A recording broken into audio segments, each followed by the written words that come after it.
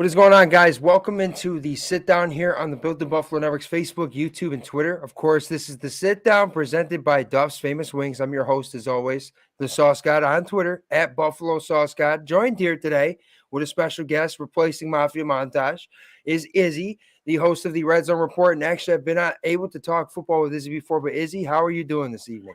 Doing well, man. Doing well. It's been a good weekend for me. I got a 3-day weekend this weekend, so yeah, I get to relax, rest, and you get this reprieve that I need. So yeah, it's been good, and I got a nice little haircut.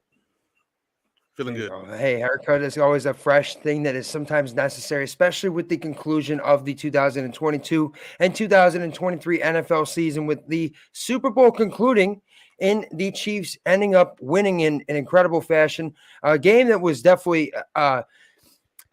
something that lived up to its expectations. So hats off to the Chiefs and Eagles for the completion of the Super Bowl, and hats off to the Chiefs on completing the season as the champions. So, of course, if you're just now tuning in, hit that like and share button, hit that comment button. Of course, this is presented by Duff's Famous Wings, as well as Underdog Fantasy, which, if you are able to play, you must be 18 or older in certain states. And we here do not encourage or endorse any illegal or underage gambling, but we have a promo code for you, which will get you a deposit match 100% up to $100. So if you deposit $10 to $100 with our promo code BIB, you'll get a 100% deposit match with the Underdog Fantasy app, which is daily fantasy pick'ems, similar to sports betting, but it's technically sports gaming. So some of you guys that are in states that you cannot sports bet are actually eligible to sign up for this app. Again, it's Underdog Fantasy with promo code BIB. So let's go ahead. Let's get you guys a little bit of an introduction here kicked off.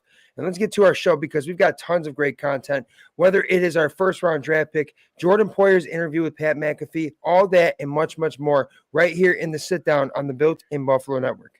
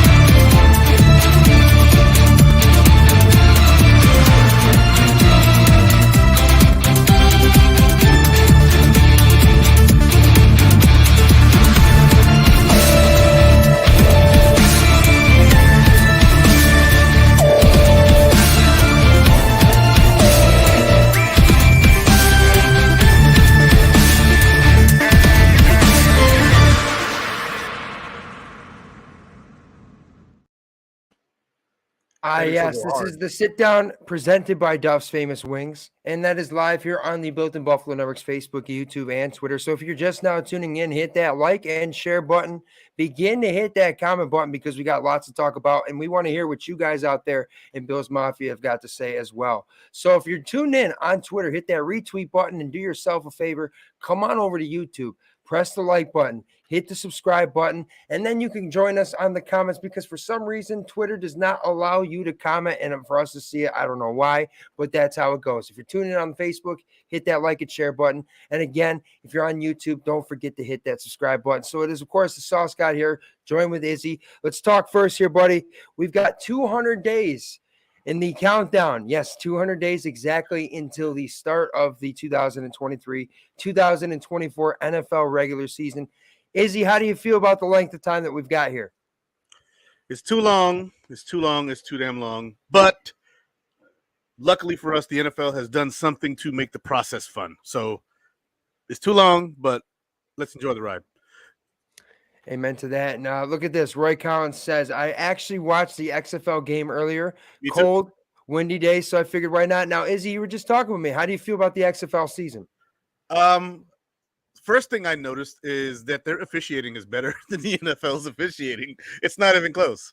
Like, they have Dean Blandino, and he's like the guy who is in charge of, all the plays. If there's a play that's questionable, they stop play immediately, like in college. And he's got like screens upon screens where he's like just selecting the play. Here's his camera angle. I can't see where the ball's out, or I can't see where his knee touches before the ball's out, and it's just smoother. Like the NFL really needs to look at what these other leagues are doing and consider adopting some of the ways that they are doing this officiating, because it's more efficient, it seems, it's faster, and they can actually review more plays in less time. So when I was watching the game and they were reviewing plays, they were on point, they were quick, and they got through it effectively. So I think that the XFL is really going to have some benefit to the NFL if the NFL is willing to get on board with listening. Now, that's something that you point out too, is that the way that other leagues do things now, something I scrolled upon was, I think it was called the American Sevens Football League, which was almost like flag football meets tackle football, but there were no pads and it limited injuries. So I do think that you bring up a good point that the NFL, although it is much more of a bigger business than the XFL or USFL or anything like that, it could definitely take a page out of some of these other leagues' playbooks, because they're trying to find ways to be unique and make the game of football ultimately better and safer. So I think if you could find anything, whether it's review process, whether it's rule process, or whether it's even anything close to the gear that they use, take that into consideration, NFL, because at this point, I think that you and I can both agree is a lot of people are questioning the integrity of the NFL. More and more conspiracies are coming out about how it's rigged and how it's scripted. And it's just sometimes it's a bit too much. So maybe the NFL ought to take a look at other ways to make this game not only more fair and safer, but something that people can kind of, for lack of better words, stop bitching about. You know what I mean? So that's something I like to bring up there. Now let's go to our next topic here, Izzy, which is going to be that the Chiefs actually open up as Super Bowl favorites. They are opening as favorites to repeat as Super Bowl champions, and the Bills come in listed as the second favorite. How does that make you feel about the Chiefs being favorites to repeat and the Bills coming in at second? Well, the Chiefs, they lost Tyreek Hill this past year, right? They lost Byron Pringle. They, Clyde Edwards-Helaire hasn't been the guy. They drafted a running back in Isaiah Pacheco, the 7th round, and he turned out to be a freaking stud. Like, there's an air about the Chiefs that I understand them being that. And you know what? I'm okay not being the favorite, because look what being the favorite got us this year. It got us whooped in the playoffs in our own house for the first time in a long time. So, shout out to the Chiefs. They did their thing in the Super Bowl. They did their thing in the playoffs. I'm glad they beat the Bengals, because they got way too high up on their, little horsey there. I'm glad they got knocked down. Cancun on 3, right? Anyways, I respect it. We're number 2, and I can't complain about that. I think overall, the best thing you just said there was look at what being favorites did to us. And that was something I said all season. I never wanted it to get into our heads that we were that good, or that we were, just going to kind of waltz into week after week and be the favorites, and that we should be showing up to just win with ease, right?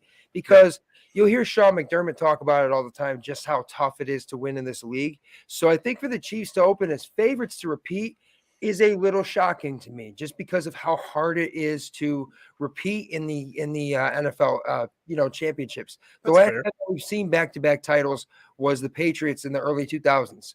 So for the Chiefs to open as favorites, it is a little bit like, it raises a little bit of an eyebrow for me. You don't know if guys like Juju Smith-Schuster will be back, what the status of Kadarius Toney will be, but I'll tell you this much. It did piss me off to hear Pat Mahomes say, we did all this in a rebuilding year. Just because you lost Tyreek Hill doesn't mean you were rebuilding. You know what I mean? Like, I never say anything like that was like shocking to me, right? They were still favorites to come out of the AFC West. They were still some of the top favorites to come out of the AFC. They were literally the favorites to go to the AFC Championship game and lose to us. Exactly. They were the favorites to do that. Like, your favorites to be nothing lower than 4th place. What are you talking about? Exactly. How is that rebuilding, right? Just because you lose Tyreek Hill, well, then you go and gain Kadarius Toney for a bag of chips. The fact that they got Kadarius Toney the receiver room. Yeah, exactly. But if you guys are just now tuning in, you're live here in the Sit Down on the Built in Buffalo Network. This is presented by Duff's Famous Wings. And if you're just now tuning in, hit that like and share, hit that comment button. It is Izzy and the Sauce God here discussing the Bills opening as second favorites in the title odds for the next season. Now, when I hear that the Bills are the second favorite, I guess to me that's a little shocking, because I do expect us to come back fully healthy, and I do expect us to have a much different look with the team that we're going to have to start the season. However, that also means that we are going to lose some people, and that means that we're going to have some tough draft choices to make and some potential trades that get made too. So let me ask you this question, and this is for you guys out there in Bills Mafia as well. Izzy, how do you feel with the season now completely over? How do you feel heading into the offseason, the draft, the free agent process, and everything? This is actually a tough one because I feel a lot of things. I know we're going to lose some guys. There's some restructures we can do. We can actually probably create about $30 million under the cap. Heck, just restructuring Josh Allen puts us at the line. And there's a bunch of other things we can do, but we're going to have to make tough decisions, right? They're going to have to decide who's really a part of the core of this team. And this is going to look a lot like 2019 when the Bills had to really go out there and get players that are just going to fit the scheme. Like, we just picked up this safety, and everybody's like, "Yeah, he's a bum. He's a practice squad guy." Like, we don't know that. What was Jordan Poyer before we picked him up?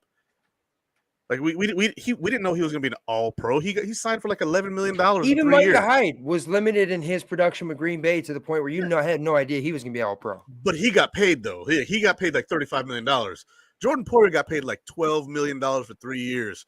Like, he got paid pennies compared to what he actually put on the field. And you just never know which player that you pick up is going to be that stud. Sometimes the team just doesn't know how to use a guy. How many times we lost the player? They go somewhere else, and like Jabari Greer, and he goes and wins the Super Bowl the next year. You're like, what in the hell? How's this guy an All-Pro? He was undrafted. He played for us. He was like our fourth corner until like the last year he was here, kicked ass, went somewhere else, won a Super Bowl. What are we doing?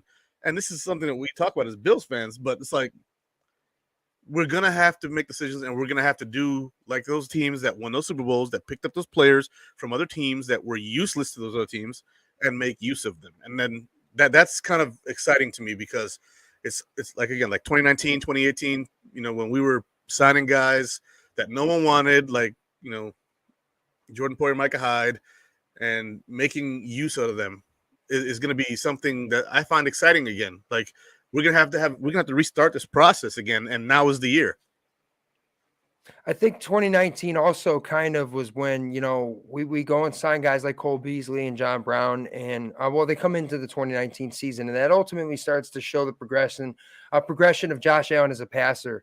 But it's, one thing that I know we talk about with Built in Buffalo, and it's something that I definitely agree with, is that we got to go out there and we got to get you can't just get by with half-assed players. You got to go out there and you got to get those pieces. Like adding a Von Miller last season was one of those pieces for me, right? But we're going to have some other gaps to fill. So let me ask you this. With guys like Ed Oliver and Tremaine Edmonds, how do you feel about retaining our core guys? And do you think that we're ultimately going to lose a couple of these guys? Absolutely. And there's no way around it. The NFL's designed that way with this cap system. Now, I don't know how much the cap is going to go up next year, but it's supposed to be substantial because of the whole Amazon and Disney money that's supposed to be coming into the league. It's supposed to really go up. The cap went down last year. It wasn't supposed to. And now this year it's going up quite a bit. Most it's gone up in a long time. But with the new deals going in place, they should go up a little higher. I thought the cap was going to be a little higher than it is this year. But that's neither here nor there. I think that the Bills may have a chance to do so, but it's really going to depend on the players wanting to be here or not. Like, if Tremaine's dead set on being one of the highest paid linebackers, he's probably not going to be here next year. Mm-hmm. Now, if he's willing to take that, $13 million per year deal and backload it a little bit, that might work out. Jordan Poyer, he's getting a little older. If you look at him, you compare him to a contract like the Honey Badger. Honey Badger got 9.3 per year, and Poyer's looking for more than that. I don't think it's going to happen, brother. I don't. You're 32. Yeah, I think the Poyer situation, and we're going to play a clip here in just a few moments too, that kind of talks a little bit more about his situation. But yeah. I think when I look at guys like Ed Oliver, and there was an article released this week that showed a potential trade that could be made with him. I see people making potential trade scenarios where we trade Gabe Davis and get guys like Mike Evans back in return, and it just makes you realize how tough it really is to not only win a Super Bowl in the NFL, but to do it 2 years in a row, because That's how, like you just said, the NFL is designed that way. You see guys in baseball, there's no salary cap restrictions. They go out and sign guys for 10, heck, even 14 years, right? But Yeah, that's because baseball, we have less injuries. We have, we can put more mileage on these guys it's a versus the game. NFL. It's such a bang bang league that you can't have that kind of mileage, right? So I think that I want to retain a guy like Tremaine Edmonds so badly because I thought that when he played this year, he really was a difference maker. But I could say the same about Ed Oliver at moments too. But one thing I will say is I didn't see it game in and game out, like 100% play of the season where they Yeah. were consistently making a difference. So I could see them, parting ways with them, getting trades for them. That's going to be a little bit more difficult, obviously, because they're going to have to sign guys. And then the team that they get traded to is going to have to agree of whatever kind of capital they're willing to give up at that moment. Do you I think think that it's we could possible. potentially get any draft capital for guys like Tremaine Edmonds or Ed Oliver? Yeah, I think that both of those guys. I think Tremaine is probably at least worth a first-round pick if you franchise tag him and trade him, or Yeah. hit him with that non-exclusive franchise tag. And now, if a team goes to try and get him, you can actually match their deal, right? But if you don't match their deal, then they can just outbid you. So that might not be the way. The way for the Bills to do it is to franchise tag him and then trade him. I would personally tag him and trade him. Again, he had his best career year, but it still left something for me to be desired. Like there were games where he disappeared. There were games where he still had his issues. And I really like him because he is still very young. He's 24 years old this coming season. And that's crazy for a player to have 5 years of NFL experience. He's going to be 24 going into his 6th year. That's freaking nuts. Or he'll be 25. He's 24 now. He'll be 25. That's Yeah, nuts. either way, the kid is still young and his potential is still, we haven't seen him hit his ceiling yet. So Yeah, I think that as a man, like he's not fully developed as a man yet. that's what's scary too, because he's freaking huge and fast as hell. 24. Like as a man, they say you don't stop developing mentally till you're like 25. Yeah, right? you don't even That's hit your when prime you reach your athleticism until you're 25. that's when you reach your mental maturity to like really be able to process the world and life. And he's 24 years old. I And know. So, I mean, if you look at a guy like him, his potential is still. That's why I would rather retain a guy like him versus Ed Oliver, and credit to Ed Oliver played really well a lot of times this year, including in moments where he, with the safety. There were moments that Ed Oliver really took over the game defensively, but does he do that in the big games? And does he do that in the biggest moments? I have yet to see it. What about you, Izzy? I think that Ed Oliver's play is more dependent on the person next to him. And when I say the person next to him, I don't mean the defensive end. I mean the one tech. Ed Oliver is not a one tech. He's 287 pounds of twisted steel and sex appeal. All right. That man is not a one tech. He is a 3 tech. He is a bull rushing defensive tackle down the middle, and that's all he is. He is not your run stuffer, right? He can stop the run with support from a one tech, but he is not the guy who should be taking your double teams. And if you watch that playoff game, missing Daquan Jones was a big deal. It was a huge deal. I actually got on PFF and started breaking down our defensive line, and Ed Oliver scored pretty high. The next highest in the interior was Daquan Jones with a 73 overall. Everybody else, Tim Settle, Jordan Phillips, they all scored 50 in the low 50s, 51, 52. The drop off between Tim Settle or between Daquan Jones and the next guy at one tech was vast, like 20 points vast. He was a better rated defensive tackle as a one tech than Vita Vea. That's crazy. Yeah, he was rated higher than Vita Vea. That's crazy. So now you lose him in the playoff game against the Bengals, and we're like, their O-line's hurt. It was like, bro, we're missing our fat bastard in the middle who's going to take 2 guys up. We don't have anybody to do that. Daquan Jones was, and Daquan Jones, I thought was going to be second to Tim Settle. I thought Tim Settle was going to have quite the breakout year, but Daquan Jones really was the guy week in and week out that made a difference when he was on the football field. I agree with that. Now, how do you feel about losing a guy like Jordan Phillips? I mean, he was here on a 1-year deal. Yeah, I think he's gone. I think that experiment's over. He got hurt way too much this year. I mean, he's cheap, and so you may bring him back as maybe the 4th defensive tackle. If you get him for cheap, by all means, I think you bring him back. Yeah, and that's if you want to carry 5 defensive tackles, because I think they should invest into another defensive tackle. You need to have 2 one techniques. If one goes down, you have to have another one, and we didn't. We didn't have. We have 2 guys in Jordan Phillips and Tim Settle who can both play 1 and 3. We need another guy who's just a big fat bastard who can be the one tech and just be the one tech. We need two of those guys, and we need two guys who can play the three tech, and that's it. There can't be any more of this hybrid BS where, well, Jordan can play one. He's 335 pounds. I don't care. He's a bull rusher. That's what he is. He's not a guy who's going to take up 2 blocks, and if you don't block him with 2 guys, he's going to bust through him and stop your running back. He's not that guy. We need that guy, and that's Daquan Jones. And Daquan Jones, he has the skills. Tim Settle, he has the heart. But Daquan Jones isn't lacking in heart. Tim Settle just has extra heart. Yeah, He's got you have to skill, still though. have the skill set to go along with the heart. You have to have. I'd take somebody with average heart and a good skill set than a guy with no skills and all the heart. I'm sorry. Yeah, exactly right. It is. I agree. You got to have a combination, and I like Tim Settle. He, good dude, solid rotational guy. But no, we need another guy. Well, excellent, Izzy. Well, if you guys are just now tuning in, you are live here in the Sit Down on the Built in Buffalo Network's Facebook, YouTube, and Twitter. This is presented by Duff's Famous Wings and Underdog Fantasy. And, of course, Built in Buffalo is in partnership with PLB Sports, West Her Ticket, IQ, and Picasso's Pizza. And I'll tell you what, if you haven't done so already, make sure to follow us, subscribe to us, like us, follow us, and everything. Turn those notifications on, whether it's live content, whether it's podcasts, or whether it is just your daily bills and updates and news. You want to be following Built in Buffalo, your source for all your source for all Buffalo Bills and much, much more. So let's move on to our next one here. Izzy, what position would you draft in the first round of this upcoming draft? This is one that I know some people have examined and everything, but this is a really good question. At the 27th overall pick, if we are drafting, what would you draft? So depending on who's there, my 3 positions would be running back, wide receiver, offensive line. Preference is a really good offensive lineman gets there, and we can draft a guard at 27? Mm-hmm.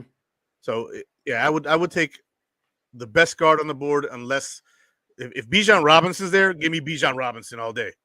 Look, it's late in the first round. I know people are like, running back in the first round? No, don't do it.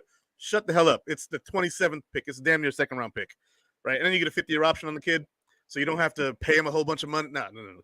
If Bijan's there, give me Bijan. Otherwise, give me the best offensive lineman, guard or tackle. I don't care, because Spencer Brown wasn't really that great this year either. Preferably a guard, right? I wanted Elijah Vera Tucker when he was drafted, and we couldn't get him. But you know what? Give me a guard. Josh needs that blind side sorted out. If Spencer Brown still sucks, Josh can see that guy coming around the corner, make that bum miss. He can do something about that. Guy coming from the left, that's a problem. Exactly, the blind side there. So, okay, then if you're not going offensive line because there's not somebody available that you like there, you're going either receiver or running back, you say? Yep. Okay, I like that. Now, for me, I'm looking just offensive line. Like, that's the only way that I want to go. That's the only thing that I'm focused on bolstering up, and that is going to be huge. But in the later parts of the first round, you don't typically see the best tackles available. It is possible, though. It depends on, how heavy. And we know it's a quarterback-heavy draft. We know that is a position that has already got people talking about the first overall pick, right? Which is a good thing for, obviously, like we're sitting here praying, it's a good thing for the Buffalo Bills, because sometimes those guys that are going to be taken in the top 10, they fall to the top 20. And then the guys that are in the top 20, they fall down to the top 30. So this could potentially work out for the Buffalo Bills.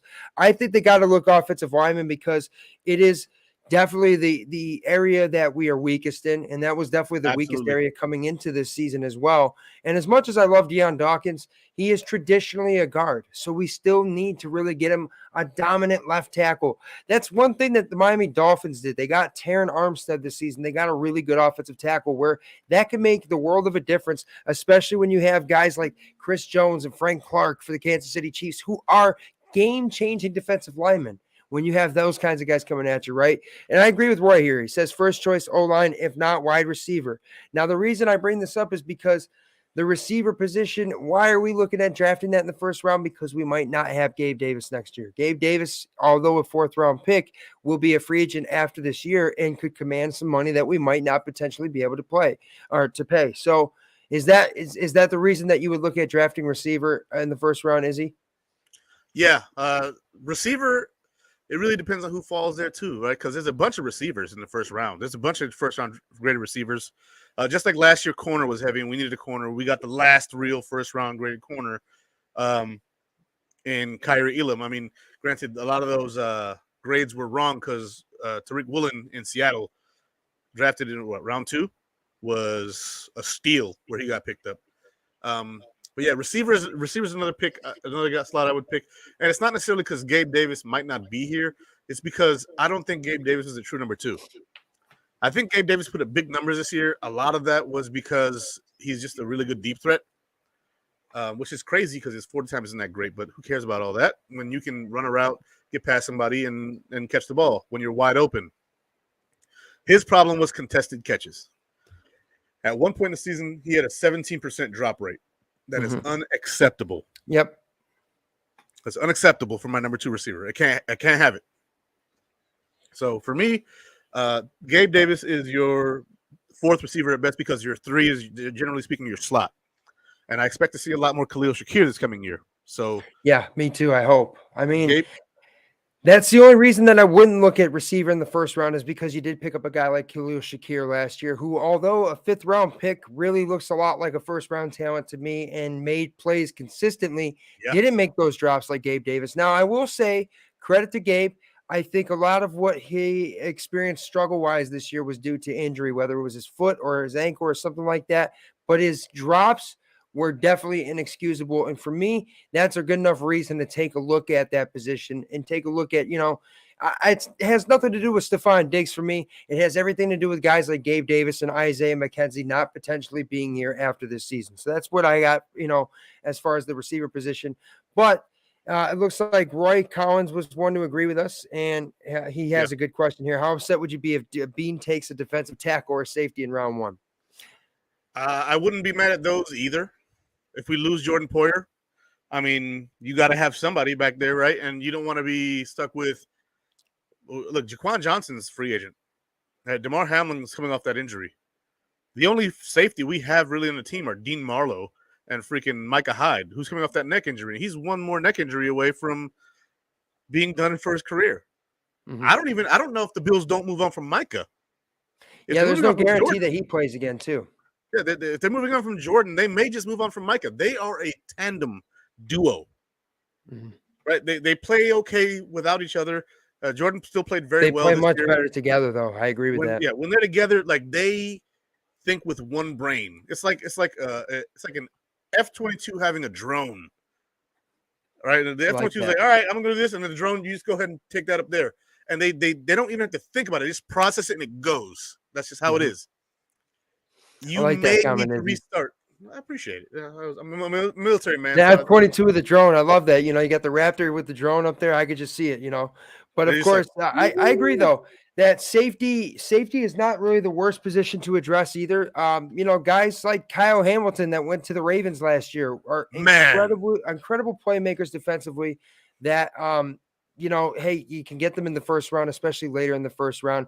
But here's a little clip I'm going to play that Jordan Poyer actually said on the Pat McAfee show, and we're going to discuss this here next. So let's take a listen to this. Now you're going to be an unrestricted free agent here. It's this first time, I guess, in your career you will be unrestricted, especially coming off another big year. You played through 15 different injuries, collapsed lung, you drove to games, elbow, everything. How do you feel? Like, what's the plan now, and how is it maybe different from what it would have been in the past when you weren't unrestricted? Yeah, for one, I'm just going to enjoy this process. Good. I don't know what's going to happen. If it's in Buffalo, great. If it's not, that's the business. And you feel like it is going to be in Buffalo or no? I don't know. Really? No. Everybody gets to make a open for bidding, so they can be in play. Yeah, it's definitely can be in play. I don't know, but like I said, I'm going to enjoy this process of whatever it is. My first time in the being a free agent, but at the same time, I'm going to get myself healthy. I think in the middle of the season, I just needed some time, like 2 or 3 weeks, to get really healthy and get everything back. And so that's my main goal this offseason is to get healthy, so that next year I go. So Jordan Poyer right there on the Pat McAfee show says, it is a business, and that's the one thing that they tell you right from the start is that the NFL is a business. You can't get too attached to places. And all that being said of what he just said right there, going back to also when he thanked Bills Mafia in case it were his last home game, going into that matchup in the regular season and against the Cincinnati Bengals. You know, how do you feel about when he just said, does that mean to you that Jordan Poyer is gone? It doesn't mean that he's gone. I think that it means that he's going to explore his options, right? And the market is really going to determine whether he's gone or not. Like if he goes out there and he gets offered, you know, $8 million a year for 4 years, which he's 32, and safeties, generally speaking, last a little longer in their careers than corners do. They'll last till 37, 38 years old sometimes, you know, sometimes into their 40s. Rare, but it happens because they're not required to be as fast for long, and speed is really the first thing to go. They're not required to be that. They're required to process information fast and make sure people are in position. That being said, if some team offers him that, and the Bills can offer him a similar contract and backload it, he might be willing to play ball with the Bills. So it really depends. There's going to be a lot going on. And that's if the Bills even want him back. Because, again, the whole Micah Hyde thing where I brought up, where Micah might not even be back. So we don't even know if we're going to be able to pair these two together again. Because they both play a very physical brand of football. Like Micah Hyde isn't scared to hit anybody. Like he went after freaking Derrick Henry head up. Like, let's go. And, you know, that's not conducive to your health. It's just not. So they may want to actually reboot that position. They may trade a Micah Hyde for a 3rd-round pick and, you know, let Poyer walk and then, you know, figure something else out. There's so many different options that none of us are thinking of that I'm thinking of all of them. And people are like, oh, you're a Bills fan though, bro? I was like, yeah. It's not easy being a Bills fan and trying to figure out what they're doing. Like you're trying to figure out what they're doing.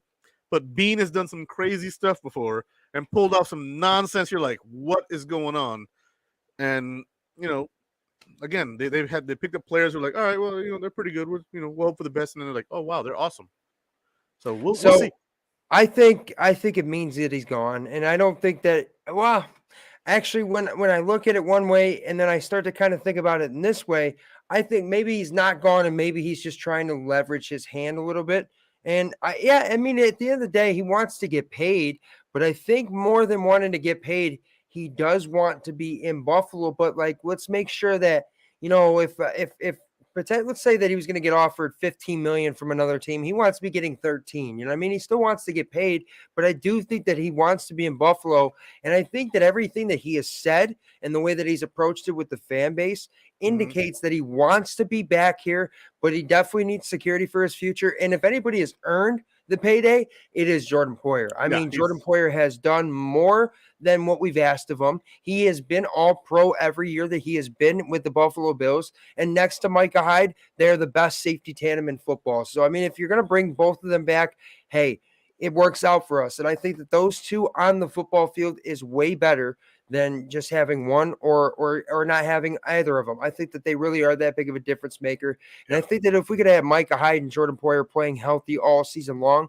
with Von Miller healthy at the end of the season, we would not sit here and talk about how next season. I think that we'd be talking about sitting here as potential Lombardi Trophy, winners at that point. So we could take advantage of that line in Cincy with Von Miller. Missing big boy in the middle matters less if you have a more effective pass rush.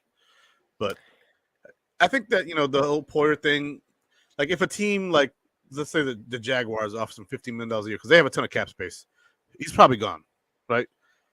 A team that's like, we can take a step and we can win now, that's feasible to me. But if like the Texans, they got a bunch of cap space, but they freaking suck, there's no chance in hell he's going there over staying in Buffalo for 11 and incentives. Yeah, exactly. I'm sure that he still wants to compete. And by the way, Kung Fu Tuna, all-pro every year. I mean that he literally played to an all-pro level every year. Yeah. He might not have been voted all-pro every year. He might not have been voted Pro Bowl every year. But I think that we can agree that a lot of our players have been snubbed either in the all-pro voting or the Pro Bowl voting. So when I say all-pro every year, I mean that Jordan Poyer literally played basically every single year as if he were the best, one of the best two safeties in the NFL. That's my point there.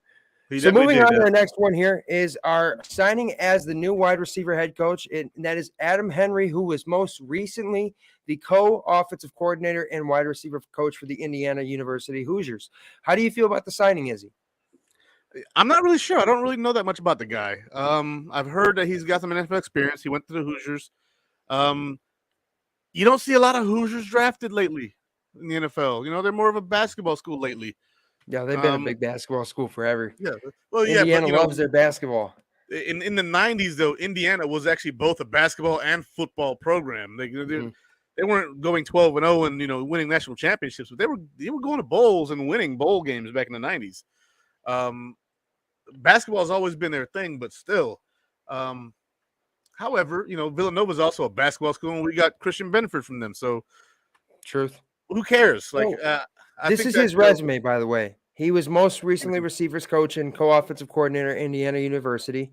Okay. He did first break into coaching in '97 at his alma mater in McNeese State. After 10 years, jumped into the NFL in 2007 by taking an offensive quality control position with the Raiders, which at that time with Jamarcus Russell doesn't seem like a very good thing.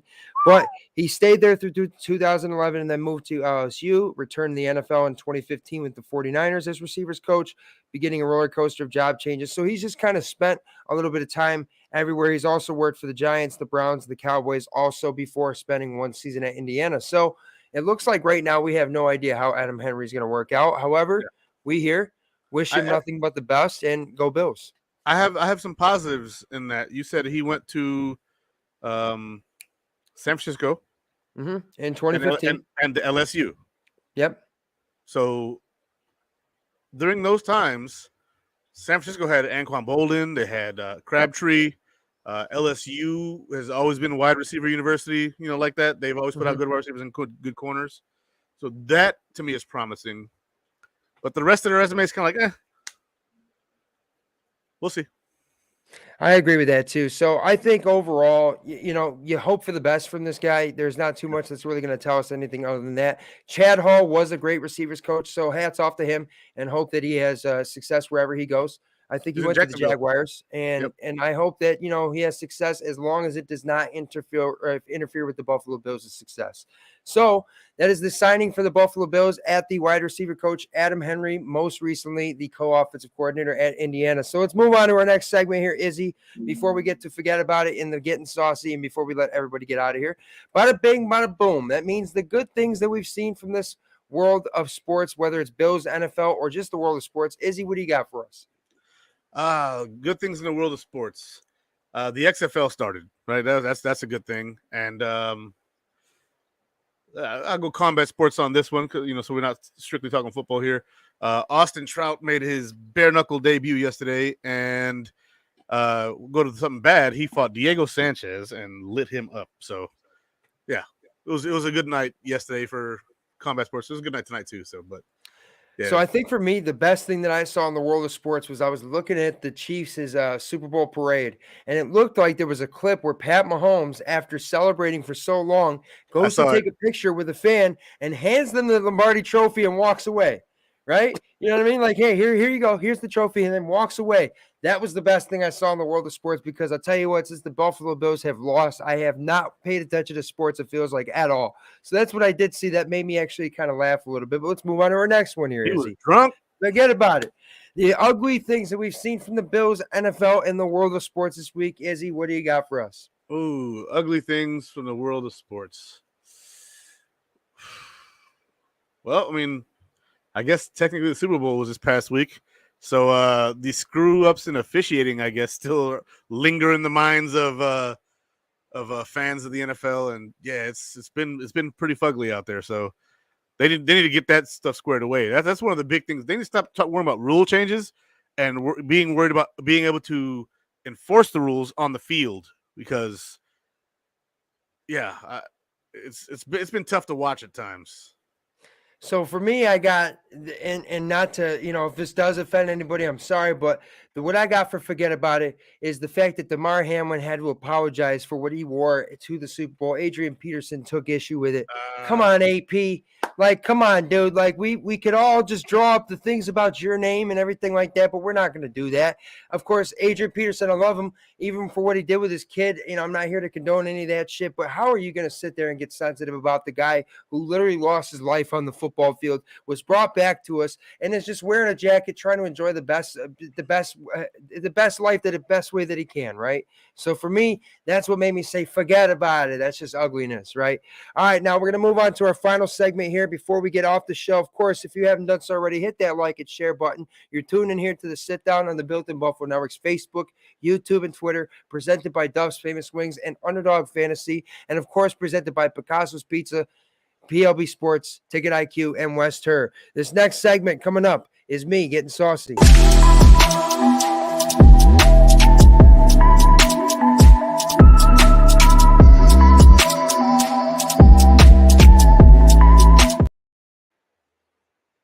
All right, let me tell you something. You open up as the second favorites heading into the NFL season for 2023 and 2024. Nonsense. The Buffalo Bills should be the number one overall Super Bowl favorite because guess why? JA-17 is at home getting pissed off. Stephon Diggs has been pissed off.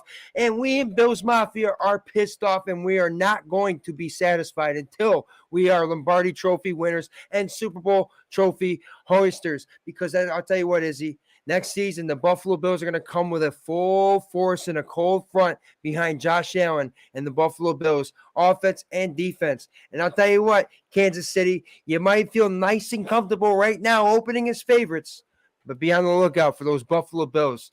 All right, Izzy, that's going to do it for me here getting saucy. Now, of course, it's going to do it with us here in the Sit Down on the Built in Buffalo Network. Of course, we're live here on the Facebook, YouTube, and Twitter every Saturday night at 7 p.m. Eastern Standard Time. I am the Sauce God on Twitter at Buffalo Sauce God. Izzy, I'd like to thank you very much. Tell the people where they can find you. So my show, the Redzone Report, is on Sundays at 7 p.m. So same time, next day, same channel. Check me out. On Twitter, you can get me at TFP Rican, and currently on Facebook, I am suspended. So we'll deal with that later. I love it. Well, Izzy, I appreciate you for coming in and sitting down and talking football with me. And I appreciate everybody's likes, comments, and shares. And hey, make sure to tune in with us here at 7 p.m. next Saturday night here on the Built in Buffalo Network's Facebook, YouTube, and Twitter. Here in the Sit Down, presented by Dove's Famous Wings. All right, guys.